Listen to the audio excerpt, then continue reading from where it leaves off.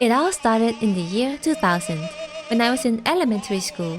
My dad brought my brother to the LAN cafes and, not wanting to miss out, I decided to tag along. That's when I first played Counter-Strike, the 1.6 version that has been pirated across all of Southeast Asia. With my feet dangling off the plastic chair, I was struggling to do anything. On a rare lucky occasion, I might be able to get a kill, but one time, I was able to clutch against a 1v1 situation and the entire cafe cheered. It didn't matter which team you're on. That energy is something I would never forget. Fast forward to high school, Counter-Strike Source was the shit. I would come back from school, log onto my computer, and hop onto this one community server. It wasn't difficult for me to quickly become part of a community. I was joining the same server every night and playing with the same group of people. I wasn't afraid to go on the microphone as a girl because I knew that the admins got my back and could ban anyone who went too far. It wasn't that weirdos didn't exist then, but most of the people that I met were my allies. CS Source to me was the peak of Counter-Strike. I even dabbled in playing competitively with a team, where we hopped on TeamSpeak and practiced our strats. I explored the try-hard side of myself only to discover that it just wasn't for me. The 16 versus 16 servers were so much more chaotic, and to me, that's what makes it enjoyable. People weren't taking things too seriously. Who cares if you're winning or losing? It's not like there's a track record of how well or how bad you played, and we all had a good laugh at the end of the day. During this time, most people were casual players, and people who made the effort to set up a 5 versus 5 custom match were seen as hardcore. Then life got in the way. After high school, I forgot about gaming for a while. For almost 10 years to be exact.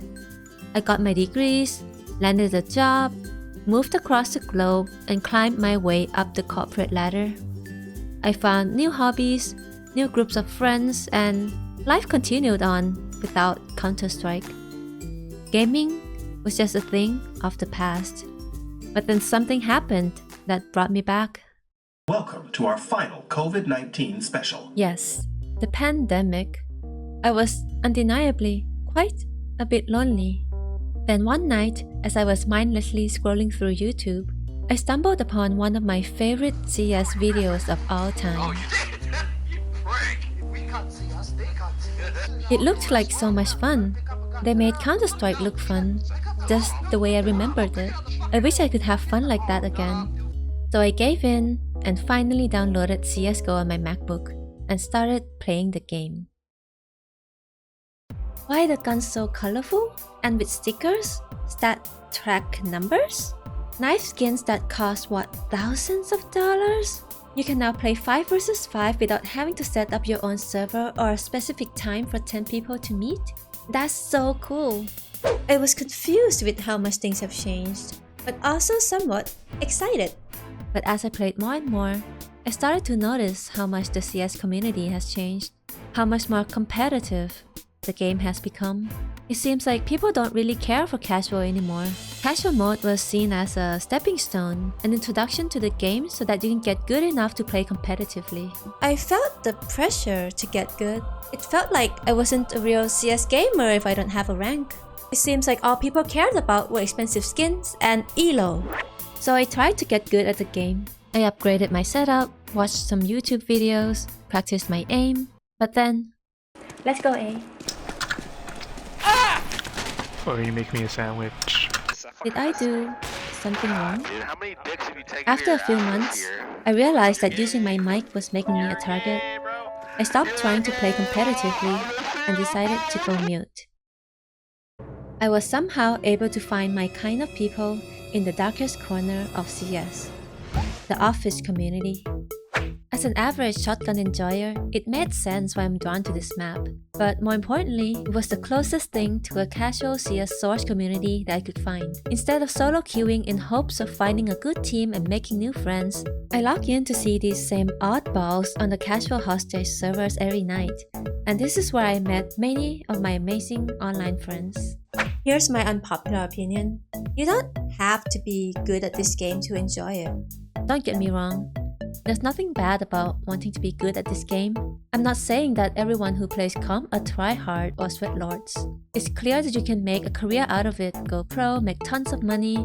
With its rise in popularity, many of this generation's first exposure to CS is probably through esports. I myself do enjoy a few competitive games every now and then, and was also somehow able to make it to a decent rank on CSGO using just the auto shotty on Office. But there are just moments that cannot be captured with the structured, strategic plays of comp. I love the chaos that comes naturally with a full 10 vs 10 lobby, the random moments of teamwork, the flexibility to join or leave a lobby at any time. Not everyone has the time or drive to do aim training or learn utility lineups. Some of us just want to hop on after a long day of school or work, run around with friends all night, and de-stress from the troubles of everyday life. But still, there's always something a little off. Why do we kick new players when they are trying to learn the game? Why we should talking to others in the casual game? Where else are they supposed to learn how things work? How did sexist kitchen jokes become so normalized? It kinda sucks to be playing this game for over a decade and still never fully accepted as part of the community, you know? Eventually, it got to a point when I was done with the toxicity. I doubted whether I belonged in this community or if I'm better off trying to fit in with a more casual game. I uninstalled CSGO, left a bad review, and left for other games. But of course, I couldn't stay away for too long. And now we're in the age of Counter-Strike 2. I was so excited when CS2 came out, but like many others, I was a little disappointed. The cheating problem has gone out of hand, and as a result, everyone's suspicious of one another. Imagine trying CS for the first time just to see people pointing fingers at each other as if they're playing Among Us. Hostage maps are reduced to just Italy and Office. I miss more casual maps like Aztec, Prodigy, and even Insertion. Not everything needs to be focused on 5 vs 5 competitive play. It feels like with each iteration, the game has become less appealing to casual players and newcomers. By solely focusing on esports, I feel like we're losing the charm of what Counter-Strike once was to begin with. However, I still have high hopes for this game. With the first CS2 major out of the way, there's no doubt the competitive scene is only going stronger from here.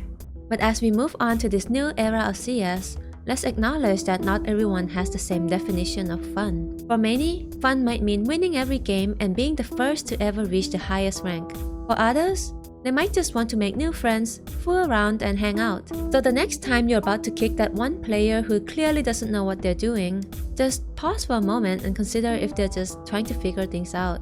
Encourage other players who might just be having a bad day. Stand up against toxic trolls who are picking on others.